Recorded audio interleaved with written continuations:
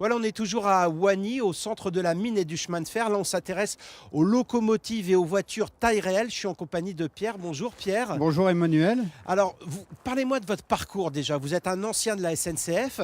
Ah oui, c'est un parcours d'une quarantaine d'années au sein de l'entreprise Oui. j'ai démarré en étant apprenti et je cheminais tranquillement dans 13 postes au niveau de l'entreprise pour arriver au poste de chef d'établissement. Alors, ça Ensuite, consistait à faire l'entretien, les réparations dans Alors, des dépôts, c'est ça? oui, Notamment le dépôt d'Elem.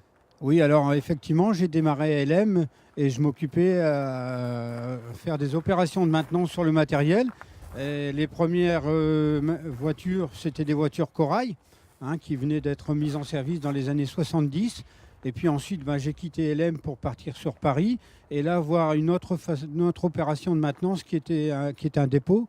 Et dans les dépôts, on faisait l'entretien des locomotives et des autorails pour la banlieue parisienne. Alors, votre passion, elle ne vous a pas quitté. Aujourd'hui, vous restaurez cette voiture.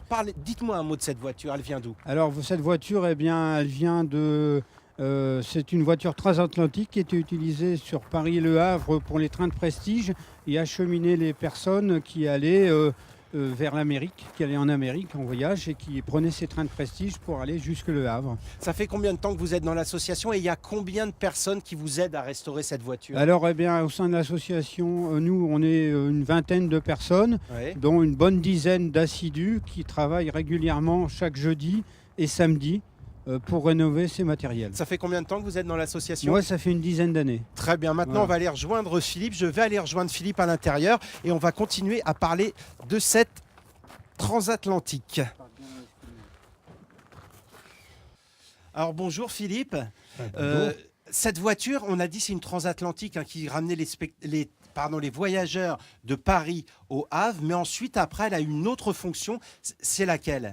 Alors bien sûr, quand la compagnie transatlantique s'est arrêtée, cette voiture a été retransformée en voiture salon pour les ingénieurs de la SNCF. Et cette voiture servait donc à visiter les lignes. Et les gens se mettaient donc dans ce grand compartiment ici pour pouvoir vérifier si toutes les installations fonctionnaient. Et cette voiture avec donc toutes les commodités, des chambres, une cuisine, elle était complètement autonome.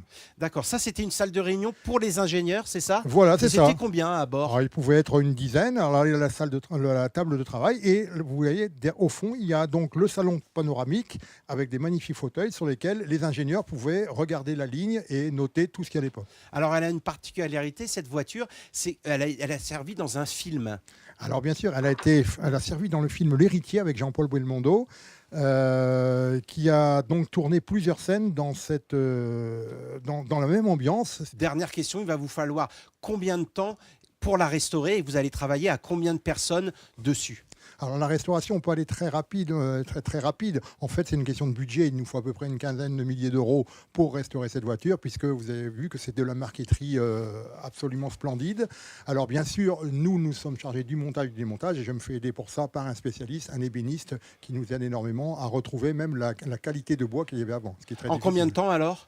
On espère la faire pour le festival du mois d'août prochain. Merci Philippe. Maintenant, on va aller voir une autre machine que vous restaurez dans un hangar juste à côté.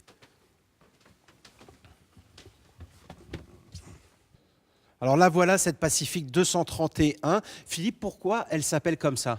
Alors 231, c'est une disposition de roues. On a deux petites roues qui servent au guidage, trois grandes roues qui servent à la traction et une petite roue pour supporter aussi le poids. Et on appelle ça une Pacifique parce que la première fois qu'on a utilisé ce genre de roue, c'est une entreprise américaine qui reliait la côte du Pacifique, d'où le nom Pacifique 231. Alors votre projet, c'est de faire, là il y a la cabine de la locomotive, et puis vous, votre projet, c'est de restaurer tout. Vous avez toute la locomotive. C'est un projet que vous avez eu quand? Et vous espérez le terminer dans combien de temps? Parce que ça paraît pharaonique comme projet. Oui, alors cette machine, on l'a obtenue en 1993. Elle était à Montargis. C'est la SNCF qui nous l'a confiée. Et donc là, pour l'instant, on en est mouillé à 25 ans. On en est pratiquement à la fin du démontage. Et on espère encore une dizaine d'années et un budget d'entre 200 et 300 000 euros. Alors là, ce qu'on voit, c'est la chaudière. C'est en quelle matière? Ça pèse combien de tonnes? Et le châssis, il est à gauche de Jean-Marie. Pareil, ça pèse combien de tonnes? Alors la chaudière fait 32 tonnes, c'est là-dedans qu'il y a l'eau, c'est une cocotte minute, enfin on fait chauffer de l'eau pour produire de la vapeur, et cette vapeur va être amenée par des tuyaux dans des pistons qui vont faire tourner les roues. D'accord. Avec le charbon, alors le charbon, c'était le mécanicien qui conduisait, c'est ça? Et il y avait une personne à côté de lui qui envoyait le charbon pour chauffer la vapeur, c'est ça? Oui, c'est ça. Le mécanicien se tenait à gauche, et son rôle c'était de conduire la locomotive. À droite, il y avait le chauffeur, son rôle c'était de faire de la vapeur. Donc il alimentait le feu. Entre Paris et Lille, cette personne mettait 5 tonnes de charbon à la pelle à 3,50 m. Merci beaucoup Philippe. Voilà pour cette séquence. Je vous dis à très vite sur hdf.france3.fr, rubrique Ensemble c'est mieux. À bientôt.